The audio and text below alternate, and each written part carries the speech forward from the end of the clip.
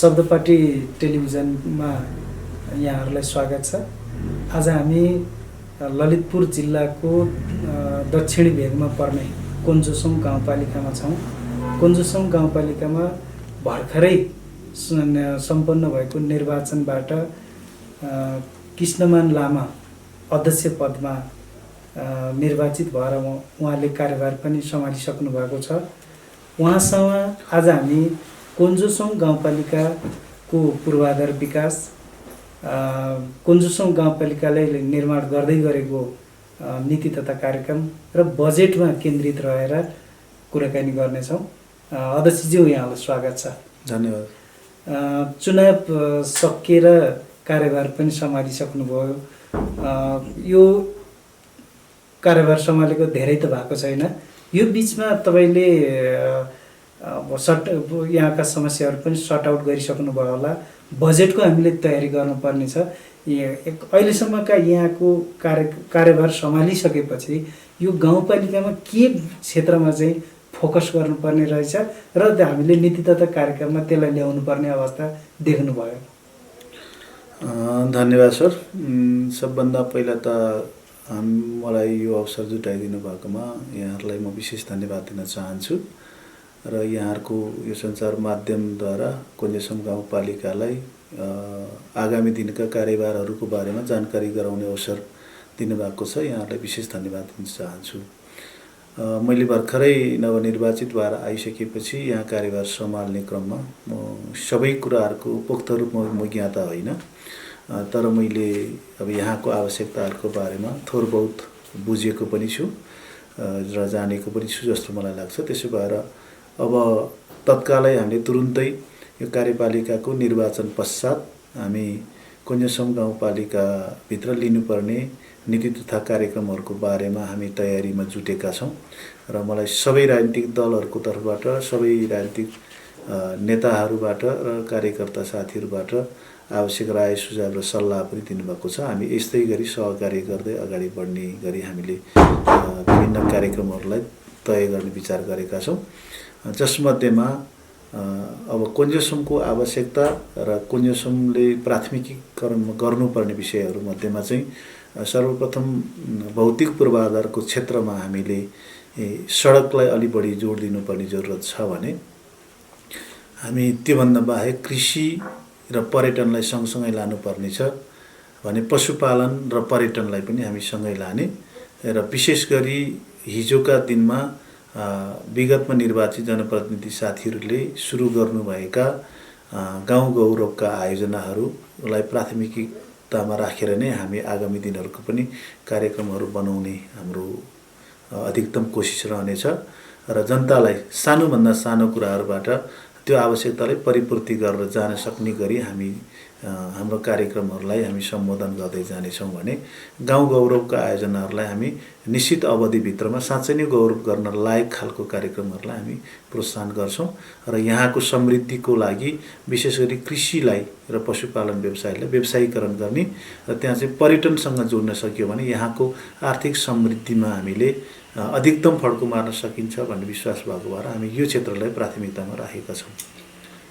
अब लगन खेलबाट यहाँ आउँदाखेरि दूरीका हिसाबले असाध्यै छोटो दूरी हो, तर यहाँ आइपुग्दा चाहिँ कहाँ आए जस्तो भइरहेछ कि म धेरै यहाँ आइरहेको होइन।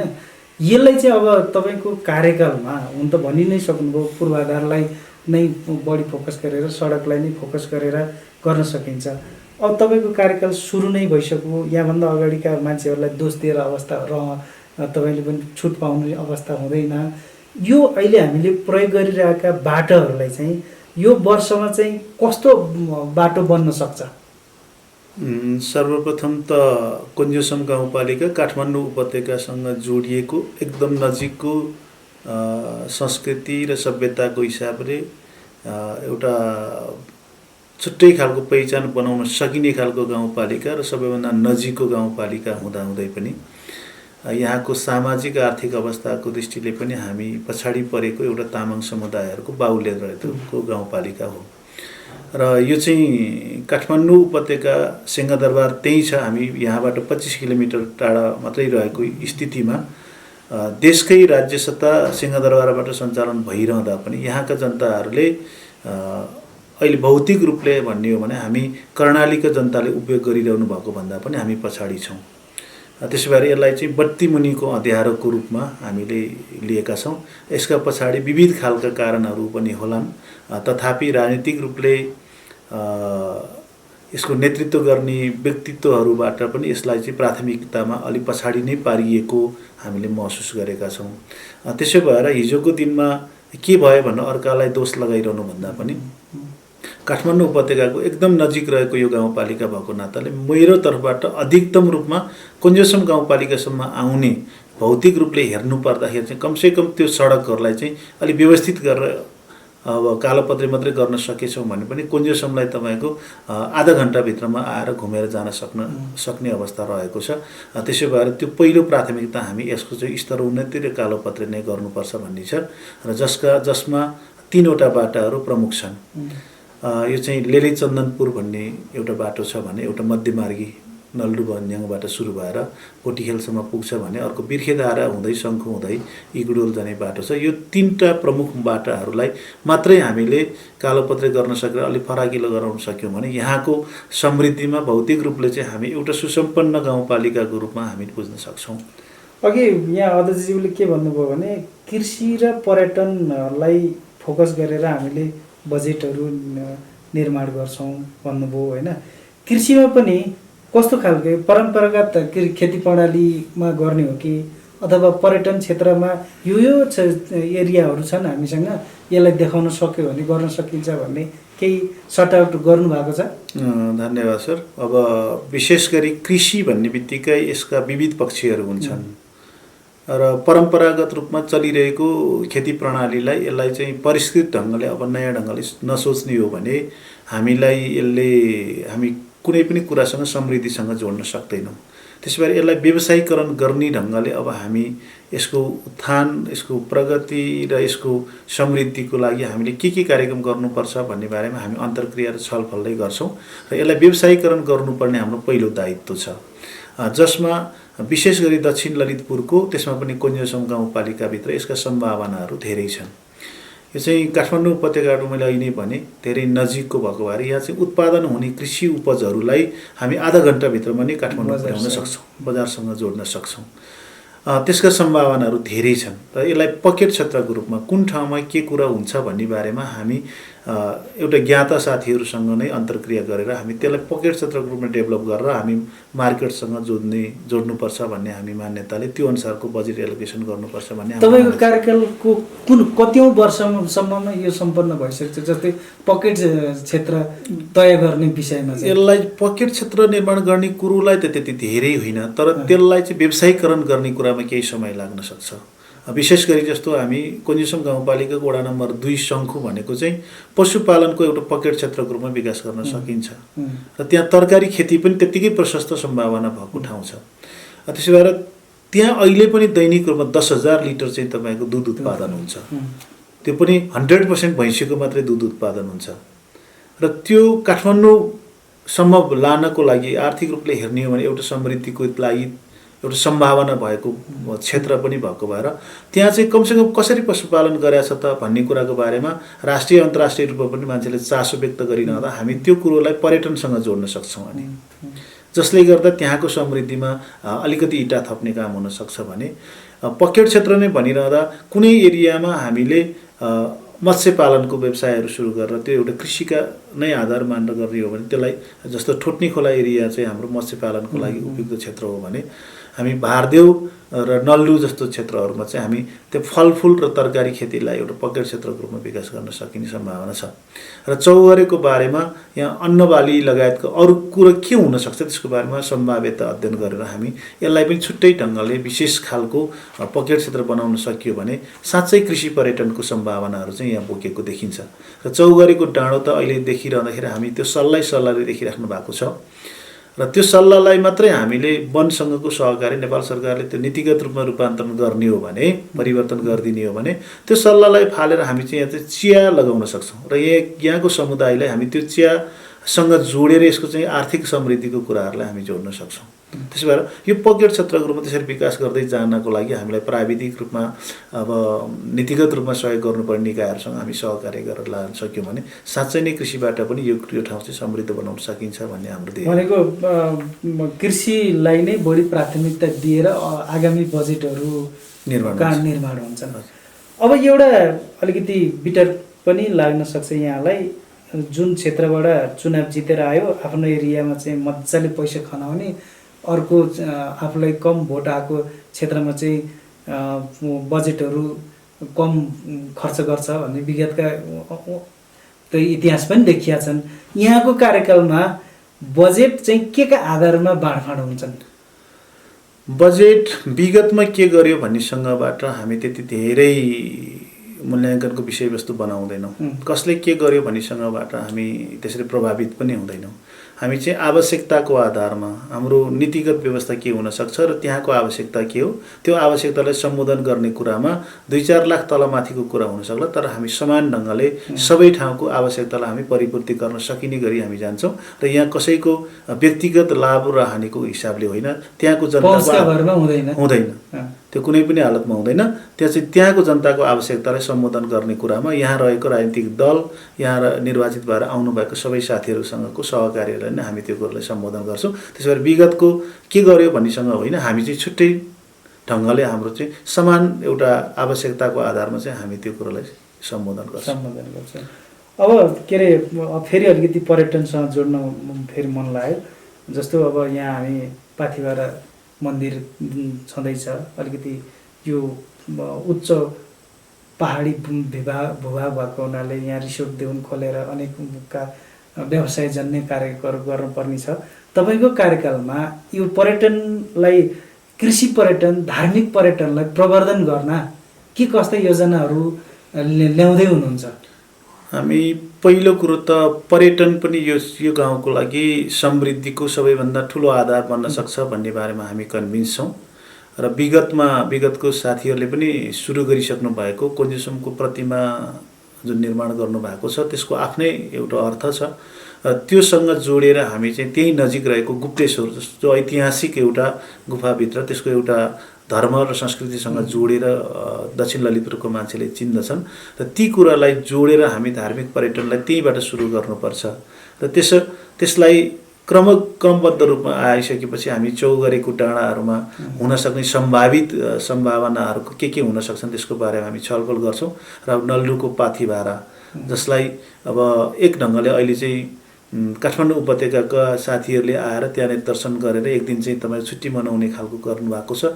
त्यसले साँच्चै नै एउटा पर्यटन प्रवर्धन गर्न सहयोग पुग्छ भन्ने कुरो भएको छ। हामी त्यसलाई लिङ्कअप गर्छौँ र त्यहीँबाट फेरि अगाडि बढिसकेपछि हामी दलचौकीमा रहेको मनोकामनाको मन्दिरलाई अलि व्यवस्थित गरेर त्यहाँ भ्युटाहरू पनि भएको नाताले जहाँबाट काठमाडौँ उपत्यका सबै र हामी तराईको विशेष गरी हेटौँडाको रातमाटीबाट वीरगञ्ज करिडोर चाहिँ सबैको देखिने भएको नाताले त्यसलाई त्यही खालले जोड्न सक्यौँ भने हामी तिनपाने भन्याङमा रहेको बागमती गाउँपालिका अन्तर्गतको अहिले जुन राडरको क्षेत्र छ यो सबैलाई जोड्न सक्यौँ भने चाहिँ एउटा पर्यटकीय एउटा गन्तव्य हो भन्ने खालले विकास गर्न सकिन्छ र यो दुइटैलाई जोडेर हामी अब परिआउँदाखेरि अरू स्थानीय तहहरूसँग पनि सहकार्य गर्दै यो चाहिँ पर्यटनको एउटा हब बनाउने खालले हाम्रो योजना छ भने ठोट्नी खोला र टुङ्गुन खोलामा ससाना जलाशयहरू निर्माण गरेर अब काठमाडौँ उपत्यकामा हुन सक्ने सम्भावित अब गर्मीको याममा चाहिँ कमसेकम यहाँ छुट्टी मनाउन आउँदा पौडी खेल्ने एउटा ठाउँहरूलाई एउटा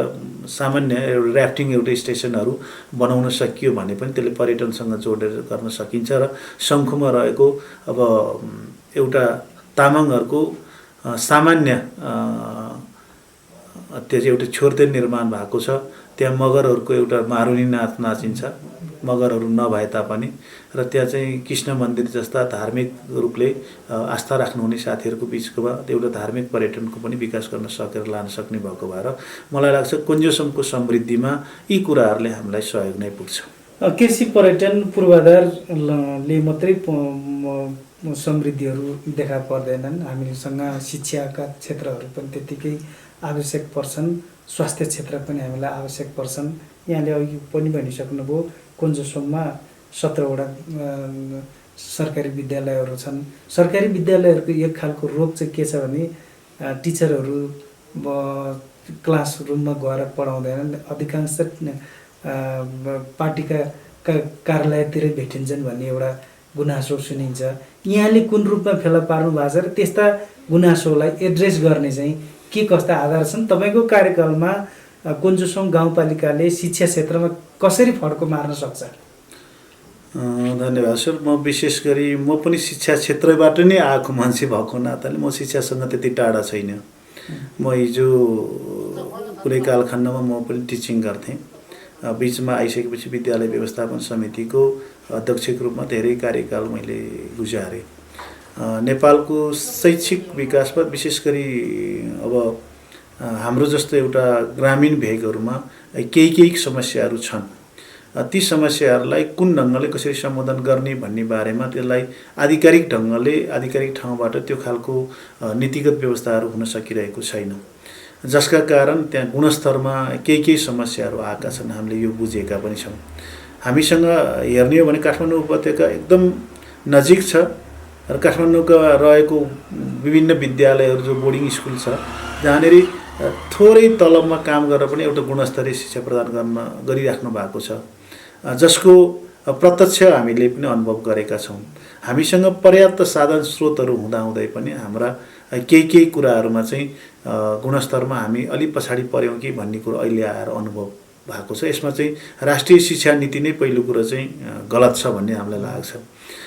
र यहाँ शिक्षा नीतिले जब विद्यालयमा गइसकेपछि त्यहाँबाट चाहिँ तपाईँको निश्चित एउटा ग्रेडिङ गर्ने सिस्टमले त्यसलाई चाहिँ कुन खालको कहाँ के हो भन्ने कुरो छैन, मूल्याङ्कनको पद्धति छैन, जसको कारणले गर्दा शिक्षाको गुणस्तरमा कमी आएको छ भने शिक्षक साथीहरूमा सबै पर्याप्त उहाँहरूको तालिम हुँदाहुँदै पनि, योग्यता हुँदाहुँदै पनि, क्षमता हुँदाहुँदै पनि उहाँलाई त्यो खालको उहाँको योग्यता क्षमतालाई त्यहाँ प्रयोग गर्ने कुरामा कता सामञ्जस्यता मिलिरहेको छैन। त्यसलाई हामीले मिलाउन सकिरहेका छैनौँ। त्यसैले मलाई लाग्छ हामी अभिभावक, शिक्षक, विद्यालय व्यवस्थापन समिति र स्थानीय सरकार समेतको सहकार्यमा हामी आगामी दिनहरूमा चाहिँ गुणस्तरीय शिक्षा कसरी प्राप्त गर्न सकिन्छ भन्ने बारेमा हामी एउटा बृहत खालकै एउटा कार्ययोजनासहित जानुपर्छ भन्ने मलाई लागेको छ। त्यसो भएर यसलाई यही ढङ्गले यति नै दिनमा हुन्छ भन्ने कुरो चाहिँ मलाई लाग्दैन। तथापि हामीले हामीसँग भएको साधन स्रोतलाई नै प्रयोग गरेर आगामी दिनहरूमा चाहिँ हामी साँच्चै नै एउटा नमुनाको विद्यालयहरू कहीँ छ भने कुञ्जुसोङमा छ है भनेर देखाउन योग्य चाहिँ बनाउन हामी प्रयत्न गर्नेछौँ। अनि अघि यहाँले भन्नुभयो म पनि शिक्षा क्षेत्रको मान्छे हो, अलिक बुझेर विद्यालय व्यवस्थापन समिति पनि धेरै वर्ष चलाएर आएँ भन्नुभयो। त एउटा न्युजमा के आयो भने पश्चिमतिरको गाउँपालिकाको अध्यक्षले राजनीतिक दलमा लागेका कुनै शिक्षक साथी हुनुहुन्छ भने 7 दिनभित्र राजीनामा दिएर आउनु, नभए म एक्सनमा जान्छु भन्ने टाइपबाट त्यो सुधारका कदमहरू चाल्नु भएको छ। त्यस्तो अवस्था यहाँ आउँछ कि आउँदैन? हामीले त्यस्तो थ्रेटन दिनुपर्ने अवस्था आउँछ कि आउँदैन? हामीलाई त्यस्तो लाग्दैन। कुनै पनि व्यक्ति आफैमा व्यक्तिगत स्वतन्त्र हुन्छ। कुनै पनि व्यक्तिले उसले राजनीतिक विषयमा उहाँले त्यसलाई अवलम्बन गर्न पाउने उहाँको नैसर्गिक अधिकार पनि हो। त्यसो भएर हामीले उहाँलाई राजनीतिक पार्टीको झन्डा बोकेर हिँड्यो अथवा त्यो ढङ्गले लाग्नु भन्दा पनि उहाँको कर्तव्य के हो भन्ने बारेमा हामीले उहाँलाई बुझाउन सक्नुपर्छ। उहाँ सबभन्दा पहिला त उहाँ एउटा शिक्षक हो। शिक्षक भएको नाताले उहाँको दायित्व 10 बजेदेखि 4 बजेसम्म विद्यालयभित्र रहँदाखेरि विद्यालयको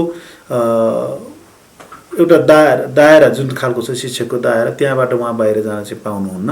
त्यहाँ बसेर आफ्नो खालको आफूसँग भएको ज्ञान सिपलाई प्रवर्धन गर्दै त्यो बच्चा भाइ बहिनीहरूलाई प्रवर्धन गरियो भने दिइयो भने पक्कै पनि मलाई लाग्छ उहाँले राजनीतिक पार्टीको झन्डा बोक्यो भन्ने आरोपहरू आउँदैन। तर अब विद्यालय नै छाडेर उहाँहरू आफ्नो ढङ्गले लाग्नु भएको छ भने त्यो चाहिँ अब सोचनीय विषयवस्तु बन्न सक्छ।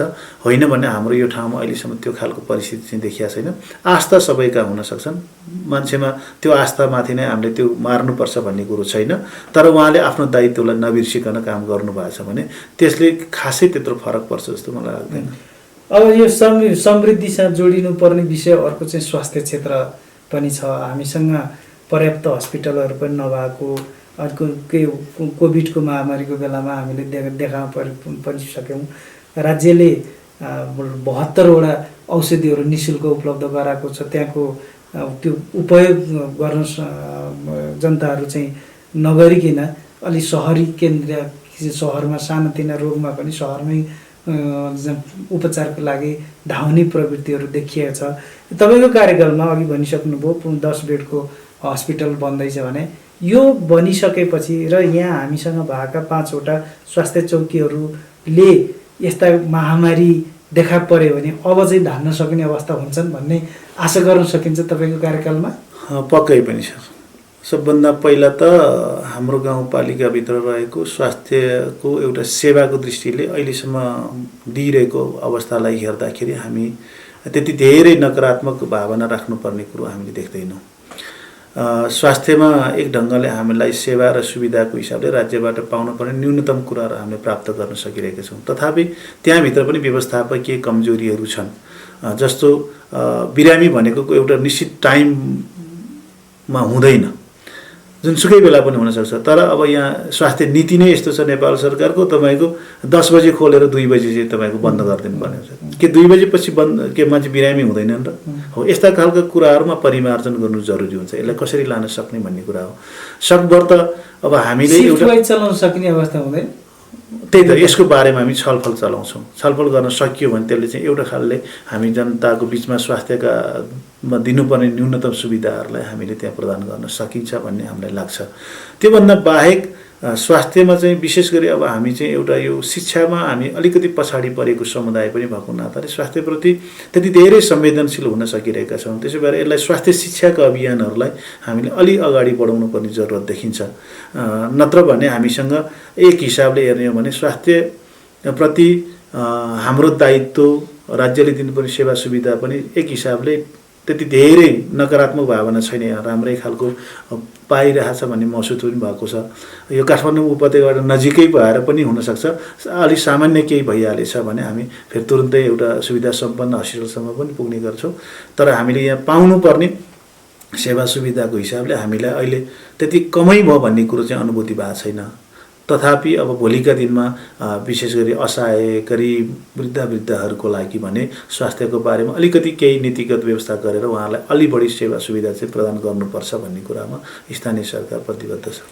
अहिले कुराकानीको सन्दर्भमा कुरा जोड्दाखेरि नै यहाँसँग कुराकानी गर्दाखेरि अलिकति आशालाग्दो अवस्था चाहिँ देखेँ मैले। भनेको तपाईँको योजनाहरू चाहिँ कुन कसरी उजिल्याउने भन्नेतर्फ नै रह्यो। तर यो अब यहाँ कस्तो छ भने केन्द्रमा अर्कै खालको सरकार बन्ने, प्रदेशमा अर्कै खालको सरकार बन्ने र केन्द्र र प्रदेशसँगको समन्वय कुन गाउँपालिकाले मिलाउन सकेन भने तपाईँले चाहना राखेको जस्तो कुन बन्न सक्ने सम्भावना छ कि छैन? राजनीतिक रूपमा तपाईँको उपस्थिति कुन गाउँपालिकामा कस्तो छ?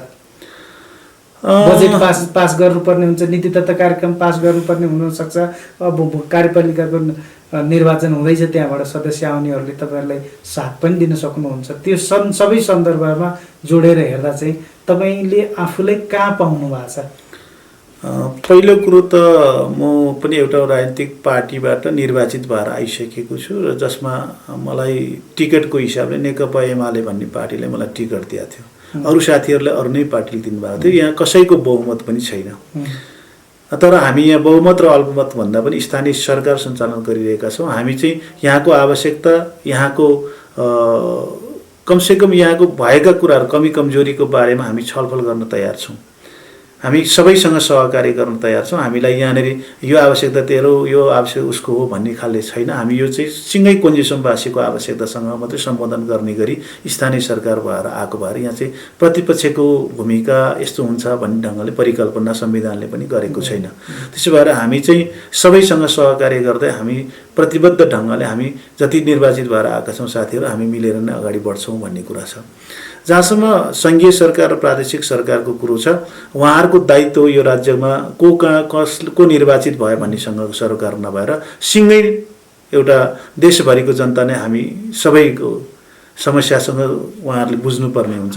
मलाई लाग्छ कुनसम्म फल्नाले जित्या छ त्यसो भएर त्यहाँ यसो गर्नुपर्छ भन्ने बारेमा राज्यको नीति नहुन सक्छ। विगतको 1-2वटाको उदाहरणहरू हेर्दाखेरि पनि त्यस्तै देखियो भनेर गुनासोहरू सुनिन्थ्यो। यहाँ पनि त्यस्तै हुन सक्छ कि भन्ने एउटा आशंका केही अभिव्यक्तिहरू अब उहाँहरूले कसरी अभिव्यक्त गर्नुभयो यसको बारेमा म जान्दिनँ। जस्तो हाम्रो पार्टीको मान्छे त्यहाँ जितेका छन्, त्यसबाट हामी बजेट दिन्नौँ भन्नेसम्मका अभिव्यक्तिहरू पनि आएको सुनेको थिएँ मैले। तर त्यो खालले नभएर यो त नेपाली जनताको आवश्यकता हो। यो कुन्जोसम्म बस्ने मान्छे अहिले म नेकपा एमालेको प्रतिनिधि भएर जितिरहँदा नेपाली काङ्ग्रेसको जनता पनि यही ठाउँमा बस्नुहुन्छ, उहाँहरूलाई त्यो ढङ्गले त्यसरी मारमा पार्नुहुन्छ भन्ने कुरो मलाई लाग्दैन। त्यसो भएर राज्यको एउटा नेतृत्व गरिरहने नेतृत्व वर्गले त्यो खालले जसरी बोल्नु भएको छ त्यो सायद गलत बोल्नु भएको होला। र हामी हाम्रो तर्फबाट चाहिँ हामी सहकार्य गरेर नै, समन्वय गरेर नै हामी अगाडि बढ्छौँ र बढाउँछौँ। मलाई लाग्छ त्यो खालको हामीलाई व्यवधानहरू आउँछ जस्तो मलाई लाग्दैन। म चाहिँ कुन्जोसमवासी सबै जनताले मलाई मत दिनुभएको छ। म उहाँहरूको मत पाएर नै निर्वाचित भएर आएको छु। मलाई म शङ्खुमा जन्मे पनि मेरो मामा घर भारदेव हो, नल्डु मेरो दाजुभाइहरू बस्नुहुन्छ, चौघरेमा मेरो त्यतिकै इष्टमित्र हुनुहुन्छ भने दलचोकी त मेरो त्यो हिजो छुट्टिएको हामी एउटै गाउँ भएको नाताले मलाई लाग्छ मेरो एउटा परिवारभित्र भए मलाई लाग्छ त्यस्तो खालको मलाई कोही कसैले भन्नुभएको छ भने त मलाई त्यति धेरै लाग्दैन। तर म यही कुन्जोसमको समृद्धिको लागि कहाँ भारदेव कहाँ शङ्खु भनेर मैले छुट्याउने पक्षमा छैन। मैले सबैले समान ढङ्गले गरेर कुन्जोसमलाई साँच्चै एउटा नमुना बनाउन सकिन्छ कि भनेर म यहाँ आइपुगेको छु। सकुन्जेलसम्म म बनाएर पनि देखाउँछु, सकिएन छ भने बिगार्न चाहिँ बिगार्दैन। तपाईँको 5 वर्षीय कार्यकालमा गाउँ के प्राथमिकताका प्राप्त गौरवका कार्यक्रमहरू उहाँहरूले यहाँभन्दा अगाडिकाले सुरुवात गर्नुभएको त सम्पन्न गर्छु भन्नुभयो होइन। त्यही सम्पन्न गरेर मात्रै तपाईँको कृष्णमान लामाको पहिचान त रहँदैन। तपाईँलाई यो कुन्जोसम गाउँपालिकाले पहिचान गर्ने के यस्ता योजनाहरू छन्? के अरे राष्ट्रिय गौरवका गाउँ गौरवका कार्यक्रमहरू के सोच्नु भएको छ? त्यसलाई चाहिँ यो वर्ष यो गर्छु, यो वर्ष यो गर्छु, 5 वर्षमा यसरी सम्पन्न हुन्छ भन्ने एउटा खाका बनाउनु भएको छ। यो सहित आफ्नो भनाइहरू चाहिँ र यो कुन्जोसम गाउँपालिकाका जनताहरूलाई चाहिँ सन्देश चाहिँ केही छ कि? विगतमा पनि हाम्रो साथीहरूले गाउँ गौरवका योजनाहरू भनेर उहाँहरूले छनौट गर्नुभएको योजनाहरू जसलाई अब सम्पन्न गर्नुपर्ने मेरो दायित्व म माथि सरेर आइपुगेको छ भने अब थप योजनाहरूको बारेमा मैले केही कुराहरू सोचेको छु, जसमा मैले अहिले पनि भनिहालेँ। पूर्वाधारको दृष्टिले हामी यो 3वटा बाटोले चन्दनपुर, मध्यमार्गी र दक्षिण बिर्खेधारादेखि इगडोलसम्म जाने बाटोलाई हामी कालोपत्री गरेरै हामी एउटा सम्पन्न गर्छौँ भने अर्को सडकको एउटा पर्यटकीय मार्गको रूपमा भनेर मैले त्यसलाई नामाकरण गर्ने विचार गरेको छु। यो सिम भन्ज्याङदेखि तपाईँको 3 पानी भन्ज्याङसम्मको सडकलाई चाहिँ पर्यटकीय मार्गको रूपमा त्यसलाई पनि कालोपत्री गर्नुपर्छ भन्ने हाम्रो ध्येय हो भने कतवन भन्ज्याङदेखि भट्टीडाँडा जोड्ने सडकलाई चाहिँ कृषि सडकको रूपमा विकास गरिनुपर्छ भन्ने हो। भने भोलिको दिनमा अझ थप नल्डु करिडोर र ठोट्नी खोला करिडोरलाई पनि सम्पन्न गरेर हामी यसलाई पूर्वाधारको दृष्टिले सडकमा चाहिँ हामी त्यो कुरोलाई सम्पन्न गर्छौँ भने थप कुरोमा चाहिँ हामी 10 बेडको हस्पिटल त हामी बनाउँछौँ स्वास्थ्य क्षेत्रमा भने थप विद्यालयहरूमा हामी एउटा नमुना विद्यालयको रूपमा हामी सुरु गर्छौँ। हामी शङ्खुमा मनै गाउँपालिका के अरे विद्यालय व्यवस्थापन समितिको अध्यक्ष हुँदाखेरि नै दक्षिण ललितपुरमै हामी पहिलोपटक चाहिँ कृषि प्राविधिक विद्यालय हामी सुरु गरेका छौँ। अहिले हामी दोस्रो ब्याचले अहिले 12 कक्षा दिँदैछ। यहाँहरूलाई सुनौँ, अब यस्तो प्राविधिक शिक्षालय त्यसमा पनि एग्रिकल्चरको सेक्टरबाट 12 कक्षा पास गरेर फ्री कम्पिटिसनमा रामपुर क्याम्पसमा नाम निकाल्न सक्ने, छात्रवृत्तिमा नाम निकाल्न सक्ने हाम्रो विद्यालय नै हो जस्तो लाग्छ मलाई। कतिपय ती कुराहरू रेकर्डले देखाउँछन्। त्यस भएर यसलाई एउटा भोलि शैक्षिक हबको रूपमा पनि विकास गर्ने र काठमाडौँ उपत्यकामा थुप्रिएका जुन विद्यार्थीको ऊ छ त्यसलाई चाहिँ हामी कुन्जोसमसम्म ल्याउने खालको वातावरण बनाउने गरी पनि हामी जान सकिन्छ शिक्षाको क्षेत्रमा भन्ने हामीलाई लागेको छ। भने पशुपालनको क्षेत्रमा त मैले अहिले नै भनिहालेँ। दक्षिण ललितपुरमा अहिले पनि शङ्खुमा 10,000 लिटर छ भने यसलाई हामी 20,000 कसरी बनाउन सकिन्छ, अनि त्यहाँ तरकारी उत्पादनलाई अझ बढी हामी कसरी गर्न सकिन्छ भन्ने बारेमा हामीलाई अलिक बढी वर्कआउट गर्नलाई भने मलाई लाग्छ त्यसले एउटा खालको गर्न सकिन्छ भने नल्डु र भारदेवलाई त्यो चाहिँ एकदम सहरसँग नजिक भएको भएर यसलाई चाहिँ एउटा बस्ती विकास गरेर एउटा औद्योगिक ग्रामहरूको निर्माण गरेर हामी यसको पनि समृद्धिका विशेष ढङ्गको पर्यटकीय हबै दोस्रो नगरकोट बनाएर हामी यहाँको जनताको जीवनस्तर उकास्ने गरी हामी समृद्धिका लागि त्यो खालको गौरवका आयोजनाहरूलाई हामी तय गर्नुपर्छ भन्ने कुरा हामीलाई लागेको छ भने बाँकी अब तत्कालीन अवस्थामा आउन सक्ने सम्भावित अब हाम्रा आवश्यकताहरू अरू धेरै पनि छन्। विशेष गरी खानेपानी, स्वास्थ्य, शिक्षा जस्तो कुराले चाहिँ हाम्रो पहिलो प्राथमिकतामा रहन्छ भने पूर्वाधारहरू नै दोस्रो प्राथमिकता राखेर हामी साँच्चै गौरवका आयोजना गरेर यो ललितपुरको कुञ्जसम गाउँपालिका साँच्चै कुञ्जसम जस्तो देखाउन चाहिँ हामी प्रयत्नरत रहन्छौँ। अलिकति यहाँको राजनीतिक ब्याकग्राउन्ड पनि अलिकति बताइदिनुहोस् न। अब यति लामो कुराकानी गरिसक्यो। म चाहिँ विशेष गरी म 2041 सालमा एसएलसी परीक्षा दिइसकेपछि अब मैले